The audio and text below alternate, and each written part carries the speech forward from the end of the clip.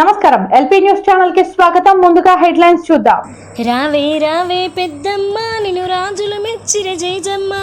గదేనులా మన మెట్పల్లి బంగారు పెద్దమ్మ తల్లి 14వ వార్షికోత్సవం సందర్భంగా చావిడి భూదేవి తల్లి ఆలయం నుండి అక్కలు చెల్లెళ్ళు పెద్ద ఎత్తున అమ్మవారికి మొక్కులు చెల్లించి పోయిన 7 కంటే 7 పంటలు బాగా పండాలని, ఎవరికి ఏం కాకుండా అందరినీ చల్లగా చూడాలని ఆ తల్లిని మనసు నిండా వేడుకున్నారు.